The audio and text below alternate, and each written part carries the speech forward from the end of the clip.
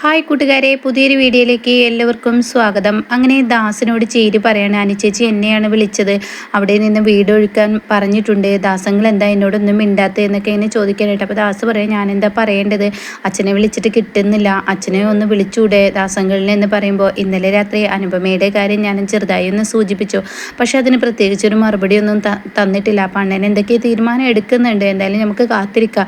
നീ എന്തായാലും അനുവിനെ വിളിച്ചിട്ട് കാര്യങ്ങളൊക്കെ പറ, അവളോട് അവിടെയുള്ള എല്ലാ സാധനങ്ങളും എടുത്തിട്ട് അവിടെ നിന്ന് ഇറങ്ങാൻ വേണ്ടി പറയാൻ കേട്ടോ. എന്നാൽ ഈ സമയം ചീരുവിന് അത് അത്ര ഉൾക്കൊള്ളാൻ കഴിയില്ലെങ്കിലും ചീരു അനുപമയ്ക്ക് വിളിച്ച് കാര്യങ്ങളൊക്കെ പറയണം കേട്ടോ. പിന്നീട് അനുപമയാണ് കാണിക്കുന്നത്. അനുപമ തൻ്റെ ലഗേജൊക്കെ എടുത്ത് ഉമ്മറത്തോട്ട് ഇറങ്ങിയിരിക്കുകയാണ്. അങ്ങനെ വിജയനോടും ഈ പറയുന്ന പീതാംബരനോടും പറയണേ, എൻ്റെ സാധനങ്ങൾ ഇത്രയേ ഉള്ളൂ, അതെല്ലാം എടുത്തു എന്ന് പറയണേ. ഷെൽഫിൻ്റെ ഉള്ളിൽ കീ വെച്ചിട്ടുണ്ട് എന്നൊക്കെ പറയാം കേട്ടോ. അപ്പോൾ പീതാംബരം പറയണേ, എല്ലാ വിജയ അവരിതുവരെ വന്നില്ലല്ലോ, നീ ഒന്ന് വിളിച്ച് നോക്ക്, ഇവർ പോകുന്നതിന് മുന്നേ അവരൊന്ന് വിളിക്കുമെന്ന് പറയാം കേട്ടോ.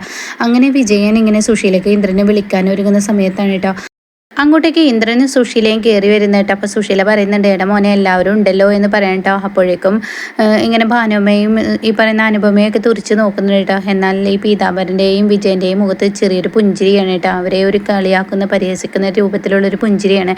അങ്ങനെ സുശീല അവിടെ എത്തുമ്പോൾ, എന്താ നിനക്ക് എന്തെങ്കിലും ഈ വീട്ടിൽ നിന്ന് എടുക്കാനുണ്ടോ സുശീലെ, എന്നാൽ എടുത്തോ എന്ന് പറയാം കേട്ടോ. എനിക്കൊന്നും എടുക്കാനില്ല. അപ്പോൾ അനുപമ പറയാം, അങ്ങനെ പറയരുത്, നിങ്ങൾക്ക് എടുക്കാനുണ്ടെങ്കിൽ എടുത്തോ, ഇനി ഇതിൻ്റെ പേരിൽ മറ്റുള്ളവരായിട്ട് ബുദ്ധിമുട്ടിക്കരുത്, എന്തെങ്കിലും ഉണ്ടെങ്കിൽ ഇപ്പോൾ എടുത്തോളണം എന്ന് പറയാം കേട്ടോ. അപ്പോൾ ഇത് കേട്ടോടെ തന്നെ എടുക്കാനില്ല. അപ്പോൾ വിജയം പറയണേ, അല്ല ഇന്ദ്രൻ നിനക്ക് എന്തെങ്കിലും എടുക്കാനുണ്ടോ? ഇല്ല, ഞാനൊന്നും എടുക്കാനില്ല, ഞാനിവിടെ നിന്ന് പോകുമ്പോൾ തന്നെ എനിക്കുള്ള സാധനങ്ങളൊക്കെ എടുത്തിട്ടുണ്ടെന്ന് പറയണ്ട. അങ്ങനെ ഈ സമയം അനുഭവം പറയാൻ, ഇനി എന്താ ഇപ്പോൾ നോക്കി നിൽക്കാനുള്ളത്, എന്നാൽ ഇനിയും നമുക്ക് പോലെ ഭാനുമേ എന്ന് പറയുമ്പോൾ വിജയം പറയണേ, അവിടെ നിൽക്ക്, ഇനിയിപ്പോൾ പോകാൻ തിരക്ക് കൂട്ടല്ലേ എന്ന് പറയുമ്പോൾ, എന്താ വിജയേട്ടാ അങ്ങനെ പറഞ്ഞത്? ഉണ്ട്, ഒരു കാര്യമുണ്ടെന്ന് കൂട്ടിക്കോ, കാരണം ഞാൻ ഈ വീട് വാങ്ങിത്തരുമ്പോൾ നിങ്ങൾക്ക് വാടക തരുമ്പോൾ നീയും ഇന്ദ്രനും ഒരുമിച്ച് നിന്നാണ് ഈ ചാവി മേടിച്ചത്, അതുകൊണ്ട് തന്നെ ഈ വീട് പൂട്ടി ചാവി ഇന്ദ്രൻ എൻ്റെ കൈകളിൽ തരുന്നത് സാക്ഷിയായി നീയും കൂടി ഉണ്ടായിരിക്കണം എന്ന് പറയണ്ട. അപ്പോൾ ഇത് കേട്ടോടെ തന്നെ ഇന്ദ്രൻ പിന്നീട് ഒന്നും നോക്കി നിൽക്കില്ല, പെട്ടെന്ന് വീട് പൂട്ടാൻ പോവാണ്. അങ്ങനെ വീട് പൂട്ടിയിട്ട് ഇങ്ങനെ വിജയൻ്റെ കയ്യിൽ ചാവി കൊടുക്കാനായിട്ട് ഇത് ഭാനുമ്മയും അനുപമയൊക്കെ നോക്കി നിൽക്കുന്നുണ്ട്. എന്നാൽ സുശീലയ്ക്കാണെങ്കിൽ എല്ലാം നേടി, താൻ വലിയ നേട്ടമാണ് നേടിയിരിക്കുന്നത് എന്ന ആ ഭാവത്തിലാണ് കേട്ടോ സുശീല നിൽക്കുന്നത്.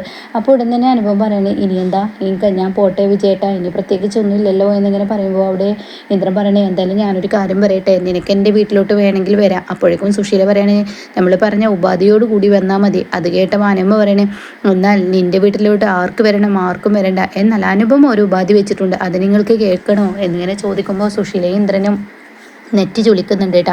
അപ്പോൾ ഈ സമയം വിജയൻ പറയണം, അതൊക്കെ എവിടെ നിൽക്കട്ടെ, ഇപ്പോൾ ഞാനൊരു കാര്യം പറയട്ടെ, ഈ വീട് എന്തായാലും നിങ്ങൾക്ക് 2 പേർക്കും ഞങ്ങൾ തന്നു, പക്ഷേ ഒരു രജിസ്റ്റർ ഒരു കടലാസൊക്കെ എഗ്രിമെൻ്റൊക്കെ ഇതിന് എഴുതിയിട്ടുണ്ടായിരുന്നല്ലോ. പിന്നീട് 40,000 രൂപയാണ് ഇന്ദ്ര നീ എനിക്ക് തന്നത്, അതിൽ ബാക്കിയുള്ളത് എടുത്തിട്ട് 40,000 രൂപയാണ് ഇന്ദ്ര നിൻ്റെ അക്കൗണ്ടിലോട്ട് വരാനുള്ളത് എന്നിങ്ങനെ പീതാംബരം പറയാൻ കേട്ടോ.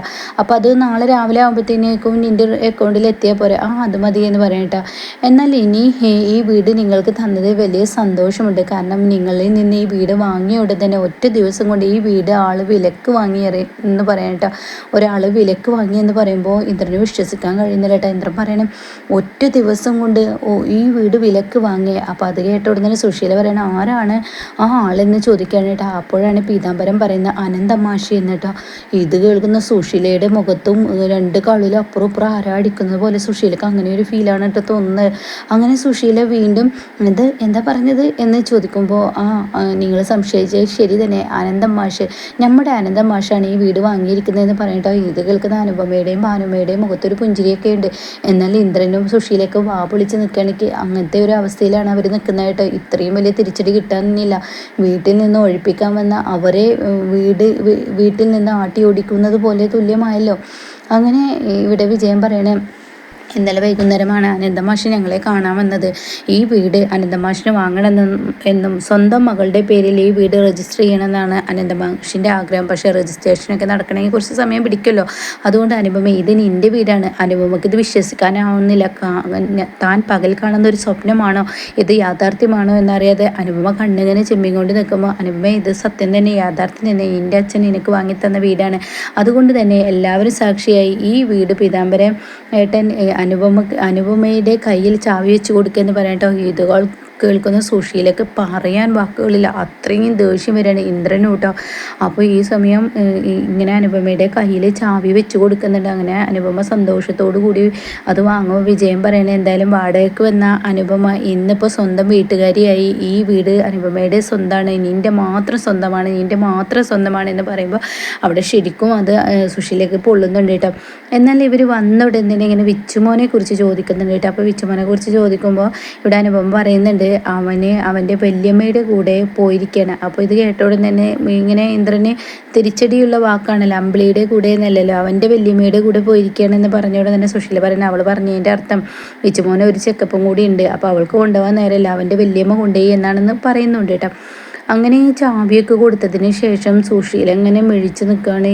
അനുപമയെ ആട്ടിയിറക്കാൻ വന്ന സുശീലക്കും ഇന്ദ്രനും ആ വീട്ടിൽ നിന്നും നാണം കെട്ടി ഇറങ്ങുന്ന അവസ്ഥയുണ്ടല്ലോ, ആ അവസ്ഥ സഹിക്കാനാവാതെ ഇന്ദ്രനും ഈ പറയുന്ന സുശീല അവിടെ നിന്ന് ഇറങ്ങുമ്പോൾ ഇവരിങ്ങനെ ചിരിച്ചു നിൽക്കുകയാണ് കേട്ടോ. അങ്ങനെ വിജയം പറയണ, മോളെ ഇത് നിന്റെ സ്വന്തം വീടാണ്, ഇനി ഈ വീട്ടിൽ നീ താമസിക്കുമെന്ന് പറയണേ. പിന്നീട് ലംബോദരനെ ലതികയാണ് കാണിക്കുന്നത്. അപ്പോൾ വിനയം വന്നിറങ്ങിയാണ്. അപ്പോൾ ലംബോദരൻ പറയണേ, ഇതാ എടി നിന്റെ മകൻ വന്നിരിക്കുന്നു എന്ന് പറയട്ടോ. അപ്പോൾ ലതിക ഓടി വരികയാണ്. അങ്ങനെ വിനയൻ്റെ അരികിലോട്ട് ഓടി വരുമ്പോൾ വിനയൻ്റെ കൂടെ ചീരുവില്ല. അത് കണ്ടോടെ തന്നെ ലതിക ചോദിക്കാൻ, ഇനി എന്താ ചീരുവിനെ കൊണ്ടുവരുന്നത്? അത് കേട്ട് വിനയം പറയണേ, ഞാനതിന് ചീരുവിനെ കൊണ്ടുവരുന്നു ഇവിടുന്ന് പറഞ്ഞിട്ടാണ് പോയത് എന്ന് പറയാൻ കേട്ടാ. എടാ പിന്നെ നീ എന്തിനാ പോയത്? ഇന്നലെ കഥകളൊക്കെ ഞാൻ പറഞ്ഞതല്ലേ, എന്നിട്ട് ആ കഥ നീ അവളോട് പറഞ്ഞില്ലേ എന്ന് ചോദിക്കുമ്പോൾ, ഇല്ലമ്മ, പഴയതുപോലെ വില കളയാൻ ഞാൻ ഉദ്ദേശിക്കുന്നില്ല. പക്ഷെ അവൾക്കറിയാം, അമ്മ പറഞ്ഞ കഥ എന്നോട് അവൾ പറഞ്ഞ കഥ അമ്മ എന്നോട് പറഞ്ഞിട്ടുണ്ടെന്ന് എനിക്കറിയാമെന്നോ അവൾക്കറിയാമെന്നൊക്കെ അറിയാം. പക്ഷേ ഇനി ചീരു എൻ്റെ അടുത്തോട്ട് വരും, അതെനിക്ക് ഉറപ്പുണ്ട്. പക്ഷേ ഞാൻ വിളിച്ചിട്ടാവില്ല, അവൾ തന്നെ എന്നോട് ഈ വീട്ടിലോട്ടുണ്ട് എന്ന് പറയാം, ആ ഒരു ദിവസം എത്തുമെന്ന് പറയണ്ട. അപ്പോൾ ഉടനെ തന്നെ ലംബോദരൻ ചോദിക്കുക, എന്താടാ അവിടെ ശരിക്കും നടന്നതെന്ന് പറയുമ്പോൾ, ഞാനിവിടെ നിന്ന് ഇറങ്ങുമ്പോൾ തന്നെ അർദ്ധനാരീശ്വരി ക്ഷേത്രത്തിലാണ് പോയത്. അവിടെ നിന്ന് ഞാൻ പോയത് ദാസാറിൻ്റെ വീട്ടിലോട്ടാണ്. അവിടെ ചെന്നപ്പോൾ എനിക്ക് ചീരു ആദ്യമായി ഒരു ചായ തന്നതെന്ന് പറയട്ടെ. നീ അങ്ങനെ പറയില്ല, ആദ്യമായിട്ടൊന്നുമില്ല നിനക്ക് ചീരു ചായ തരുന്നത്, ഇതിന് മുന്നേ നിനക്ക് ചായ തന്നില്ലേ എന്നിങ്ങനെ അവിടെ ലംബോദരൻ പറയട്ടെ. അപ്പോൾ ഇത് കേട്ടോടുന്ന് വെച്ചേ കഥ നശിപ്പിച്ചു എന്ന് പറയാം. അപ്പോഴേക്കും ലതിക പറയണ, ഒന്നും മിണ്ടാതിരിക്കട്ടെ, അവനും പറയട്ടെ എന്ന് പറയണേ. പിന്നീട് പറയണ, അവൾ ചായ തന്നു, അതിനുശേഷം അവളോടല്ല ദാസങ്ങളിനോട് ഞാൻ പറഞ്ഞു ഹോസ്പിറ്റലിലോട്ട് പോവുകയാണെന്ന്. അപ്പോൾ അവൾ എൻ്റെ കൂടെ ഉണ്ടെന്ന് പറഞ്ഞു. ചേട്ടാ നീ എന്താടാ കാണിച്ചത്? ബൈക്കിലൊക്കെ എൻ്റെ കുഞ്ഞിനെ കൊണ്ടുപോവുകയാണോ എന്ന് ലതിക ചോദിക്കുമ്പോൾ ഉടൻ തന്നെ ലംബോദരൻ പറയണിച്ചേ, നീയും വീണ്ടും കഥ നശിപ്പിച്ചു എന്ന് പറയട്ടാ. അപ്പം എന്നാൽ അമ്മ എനിക്കൊരു കാറ് വാങ്ങിച്ചാ, എന്നാൽ ഈ പ്രശ്നം തീർന്നല്ലോ എന്നിങ്ങനെ വിനയൻ പറയണ്ട. അപ്പോൾ ഇത് കേട്ടോടത്തൊന്ന് പോടാ എന്ന് പറയട്ടാ. അപ്പോൾ ഉടൻ തന്നെ ലംബോദരൻ പറയണ, കഥ നന്നായി വരികയായിരുന്നു, അപ്പോഴായിരുന്നു ഈ ലതികയുടെ ഒരു അതിനിടയിലിട്ടിട്ട് ഒരു രസക്കൊള്ളി ഇടയിൽ എന്നിങ്ങനെ അങ്ങനെ ഒരു വാക്കാണ് കേട്ടോ പറയുന്നത്. അപ്പോൾ അത് കേട്ടോടെ തന്നെ ലതിക പറയാം, എന്തായാലും അതൊക്കെ എവിടെ നിൽക്കട്ടെ. അപ്പോൾ ലംബോദരൻ പറയണേ, ഇനി കഥയുടെ ലാസ്റ്റ് പറയാമെന്ന് പറയണേ. അങ്ങനെ ഞങ്ങൾ പിന്നീട് ദയയുടെ ഹോസ്പിറ്റലിൽ പോയി അവിടെ വെച്ച് സംസാരിച്ചു. ആ സംസാരത്തിനിടയ്ക്ക് ചീരു വേറൊരു പ്രശ്നം പറഞ്ഞു. അനുപമയും ചീരുവിൻ്റെയൊക്കെ പ്രശ്നമുണ്ട്, അതിനിടയിൽ വേറൊരു പ്രശ്നം പൊങ്ങി വരുന്നുണ്ട് എന്ന് പറയാനായിട്ടോ. അത് കേട്ടോടതിന് എന്ത് പ്രശ്നം എന്ന് ചോദിക്കാനായിട്ടാ. ദയയുടെയും അനുപമയുടെ ഒക്കെ പ്രശ്നത്തിന് പരിഹാരം കണ്ടെത്തുമ്പോൾ ഇവിടെ വേറൊരു പ്രശ്നം പൊങ്ങി വന്നിട്ടുണ്ട്. എടാ അതാണ് ചോദിച്ചത്. അതെ, ആ ജീവരാജും മഞ്ചാടിയുമായുള്ള പ്രശ്നം. എന്തായി പറയുന്നത്? ആ മഞ്ചാടി വീണ്ടും ജീവരാജനുമായി അടുപ്പമായിരിക്കുന്നു. എന്താ ഈ പെൺകുട്ടിക്ക്? അപ്പോൾ ഗോകുലുമായുള്ള കല്യാണം അപ്പോഴേക്കും എങ്ങനെ ലതിക ചോദിക്കുക. അപ്പോൾ ഉടൻ തന്നെ ഗോകുലുമായുള്ള കല്യാണം നടക്കില്ലെന്ന് എനിക്ക് പണ്ടേ അറിയായിരുന്നു. എന്തായാലും ആ പ്രശ്നം പൊങ്ങി വന്നിട്ടുണ്ട്. അതിനിടയിൽ ഇനിയിപ്പോൾ ഈ പറയുന്ന അച്ഛൻ ഇതൊക്കെ എങ്ങനെയാണ് സപ്പോർട്ട് ചെയ്യുക, എങ്ങനെയാണ് ഇത് പ്രതികരിക്കുക എന്നൊന്നും ആർക്കും അറിയില്ല. അതുകൊണ്ട് എല്ലാവരും ആ പേടിയിലാണ്. ഈ പ്രശ്നത്തിനിടയ്ക്ക് ഞാൻ എൻ്റെ ഭാര്യയെ വിളിച്ചു വരുന്നത് ശരിയല്ലേ? നീ എന്താടാ ഈ പറയുന്നത്? അതേ അമ്മയെ ഞാൻ വിളിച്ചു കൊണ്ടുവരുന്നത് ശരിയല്ല. അവിടെ ഒരുപാട് പ്രശ്നങ്ങളാണ്. ആ പ്രശ്നങ്ങൾക്കിടയിൽ ചീരു അവിടെ ആവശ്യമാണ്. ചീരു അവിടെ നിന്നോട്ടെ. അവൾക്ക് എൻ്റെ കൂടെ നിൽക്കണമെന്ന് തോന്നുന്ന ആ നാളെ എന്നാണോ അന്ന് അവൾ എൻ്റെ കൂടെ വരും. അല്ലാതെ ഞാനായിട്ട് ആരെയും വിളിക്കില്ല. നമുക്കൊരു വിലയും നിലയൊക്കെ ഉണ്ടല്ലേ, അതുകൊണ്ട് ഞാനത് നിൽക്കില്ല എന്ന് പറയട്ടോ. അപ്പോൾ ഇടം തന്നെ എന്ത് പണിയാണ് നീ കാണിച്ചതെന്ന് ലതിക പറയുമ്പോൾ പിന്നെ അമ്മ എന്താ വിചാരിച്ചത്? അമ്മയുടെ കഥകളെല്ലാം കേട്ട് ഞാൻ ചീരുവിനെയും കൊണ്ട് ഒരു പാർക്കിൽ ഐസ്ക്രീമും അങ്ങനെയൊക്കെ ഇരുന്ന് കഴിച്ച് പ്രേമിച്ച് നടക്കുന്ന വിചാരിച്ചത്. ഞങ്ങൾ ഇന്നലെ കല്യാണം കഴിച്ചവരല്ല, ഞങ്ങൾക്ക് പ്രേമിച്ച് നടക്കാൻ പറ്റത്തൂല. 3 മക്കളുള്ളവരാണ് ഞങ്ങൾ, 2 മക്കൾ എന്ന് പറഞ്ഞിട്ട് പറയും. പിന്നെ 3 മക്കളുണ്ട്, അതുകൊണ്ട് തന്നെ ഞങ്ങൾ ഉത്തരവാദിത്വം കൂടിയവരാണ്. അപ്പോൾ ചീരു വരുമ്പോൾ അമ്മ കാണാം എന്നൊക്കെ പറഞ്ഞിട്ട് പിന്നെ അകത്തോട്ട് പോകുമ്പോൾ ഉടൻ തന്നെ ലംബോദരനോട് ചോദിക്കുക, ഇവൻ എന്തൊക്കെയായി പറയുന്നതെന്ന് ലതിക ചോദിക്കുമ്പോൾ എനിക്കൊന്നും അറിയില്ല എന്നും പറയുന്നു കേട്ടോ.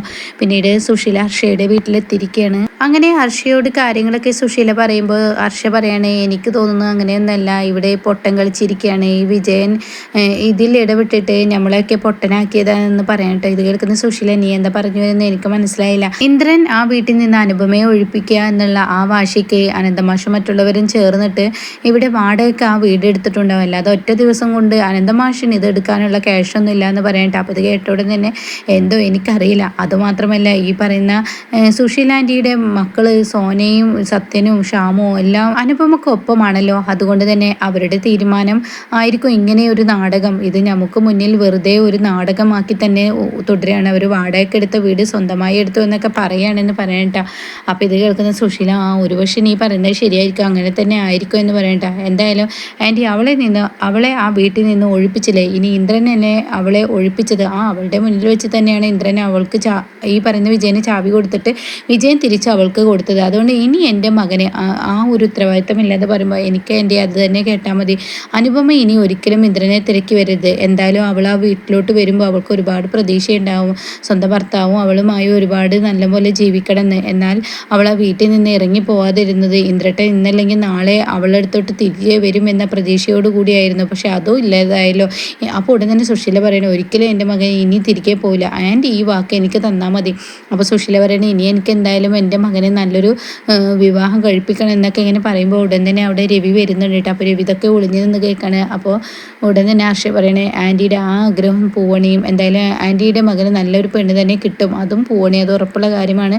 അനുപമ എന്തായാലും ഇനി ആ ജീവിതത്തിലോട്ട് വരില്ലല്ലോ. ഒരു കണക്കിന് അന്ന് അനുപമ എന്നെ അടിക്കാൻ ഒരുങ്ങിയപ്പോൾ, എന്നെ ആ വാടക വീട്ടിലോട്ട് ആൻറ്റി വിളിച്ചു വരുത്തിയപ്പോൾ ആൻറ്റി എനിക്ക് കിട്ടേണ്ട അടി വാങ്ങിയതും നന്നായി എന്നൊക്കെ പറയുമ്പോൾ അത് ഞാൻ അറിഞ്ഞും കൊണ്ട് കളിച്ചതല്ലേ, അതുകൊണ്ടല്ലേ എൻ്റെ മകൻ എന്നിലോട്ട് വന്നത്. എന്തായാലും ഹർഷൻ എൻ്റെ വാക്കുകൾ ഇതുവരെയൊക്കെ പൊന്നായിട്ടുണ്ട്, ഇനി ബാക്കിയുള്ളതും പൊന്നാവട്ടെ, എൻ്റെ മകന് നല്ലൊരു ജീവിതം അതും പൊന്നായി വരട്ടെ എന്നൊക്കെ ഇങ്ങനെ പറയാനായിട്ട് അങ്ങനെ ഇവർ ആ ഒരു സന്തോഷം ഇങ്ങനെ പങ്കുവെക്കുകയാണ്. ഇന്ദ്രൻ്റെ ജീവിതത്തിൽ നിന്ന് അനുപമ പോയല്ലോ എന്ന സന്തോഷം പങ്കുവെക്കുമ്പോൾ രവി എന്തൊക്കെ തീരുമാനം എടുക്കുന്നുണ്ട് കേട്ടോ. പിന്നീട് സുശീല തൻ്റെ വീട്ടിൽ വന്നിരിക്കുകയാണ്. അർദ്ധരാത്രി ആയിട്ടുണ്ട്. അപ്പോൾ വരാന്തയിലൂടെ അങ്ങോട്ടും ഇങ്ങോട്ടും നടക്കുമ്പോൾ സത്യനെ അങ്ങോട്ടേക്ക് വരികയാണ്. അങ്ങനെ സത്യൻ ഒരു പുച്ഛത്തോട് കൂടിയിട്ട് ഈ ചട്ടനെ പൊട്ടൻ ചതിച്ചു കഴിഞ്ഞാൽ പൊട്ടനെ ദൈവം ചതിക്കും എന്നൊക്കെ ചൊല്ലുണ്ട്. അതുപോലെയാണ് അമ്മയുടെ കാര്യം. എന്നെ അങ്ങനെ ഒരു ദൈവം ചതിക്കില്ലടാ, ഇത് ആ വിജയനെ കൂട്ടുപിടിച്ച് നീ നിൻ്റെ പെങ്ങളും എല്ലാവരും കൂടി നടത്തിയ ഒരു നാടകമല്ലേ. അമ്മക്ക് അങ്ങനെ തോന്നിയാൽ നന്ന്. അമ്മയുടെ മുന്നിൽ വെച്ച് ഏട്ടത്തിക്ക് ആ ചാവി ഹൗസ് ഓണർ കൊടുത്തിട്ടുണ്ടെങ്കിൽ ഇനി ഏട്ടത്തിയുടെ വീടാണത്, അത് അമ്മ മനസ്സിലാക്കിയാൽ അമ്മക്ക് നന്ന്. ഇപ്പോഴും വൈകിട്ടൊന്നുമില്ല, കാര്യങ്ങളൊക്കെ അമ്മ ഇന്ദ്രേട്ടനോട് പറഞ്ഞു കഴിഞ്ഞാൽ തീർച്ചയായും അതിനൊരു പുരോഗതി ഉണ്ടാവും എന്ന് പറയുമ്പോൾ മതിയടാ, ഇനി അവളുമായിട്ടുള്ള ഒരു ചങ്ങാത്തവും ഞാനില്ല, അവളുടെ നേർക്ക് ചൂലെടുത്ത എനിക്ക് ഇനി അവളെന്ന മരുമകൾ എന്നെ വേണ്ട, നീ നിൻ്റെ പണി നോക്കടാ എന്നൊക്കെ ഇങ്ങനെ പറയുമ്പോൾ അവിടെ പ്രതിഭ പറയണ സത്യേട്ട എന്തിനാ ആവശ്യമില്ലാത്ത കാര്യങ്ങളിൽ ഇടപെടുന്നത് എന്നിങ്ങനെ പറയുമ്പോൾ എടി ഇത് എൻ്റെ അമ്മയും ഞാനും തമ്മിലുള്ളത്, അമ്മയും അമ്മയുടെ മക്കളും തമ്മിലുള്ള പ്രശ്നത്തിൽ നീ ഇടപെടണ്ട, നീ നിൻ്റെ കാര്യം നോക്കിക്കോ, അതുകൊണ്ട് ഞാനല്ലെങ്കിൽ വേറെ ആരിവിടെ സംസാരിക്കാനാണ്. എൻ്റെ അമ്മ ഇന്ദ്രേട്ടനെ ഇങ്ങനെ കുരങ്ങ് കളിപ്പിക്കുമ്പോൾ ഇന്ദ്രേട്ടന് മനസ്സിലാക്കുന്നില്ല, എന്നാൽ ആ തെറ്റ് തിരുത്തേണ്ട ആവശ്യം എനിക്കും കൂടി ഉണ്ടല്ലോ, അതുകൊണ്ട് നേരം വൈകിയിട്ടില്ല. ഇപ്പോഴും അനുചേച്ചി ഒരു തെറ്റൊക്കെ ക്ഷമിക്കും, ഇനിയും തെറ്റുകൾ പറ്റുമ്പോഴാണ്, പക്ഷെ അമ്മക്ക് ആ വീട്ടിൽ സ്ഥാനമുണ്ടാവില്ല എന്ന് പറഞ്ഞിട്ട് അപ്പോഴാണ് ഇന്ദ്രൻ കയറി വരുന്നത്. അപ്പോൾ ഇന്ദ്രേട്ടനോട് സംസാരിച്ചേ ഞാൻ നിൽക്കത്തുള്ളൂ. അപ്പോൾ സുശീല പറയണേ, നീ സംസാരിച്ച് കഴിഞ്ഞാൽ കരണക്കുറ്റി നിൻ്റെ കൈ എൻ്റെ വീഴും, അതുകൊണ്ട് ഇവിടെ ഒരു അടി നടക്കണമെങ്കിൽ നീ അകത്തോട്ട് കയറിപ്പോ എന്നിങ്ങനെ പറയണ്ട. ആ ഒരു സീനിലാണ് എപ്പിസോഡ് നിർത്തിയിരിക്കുന്നത്.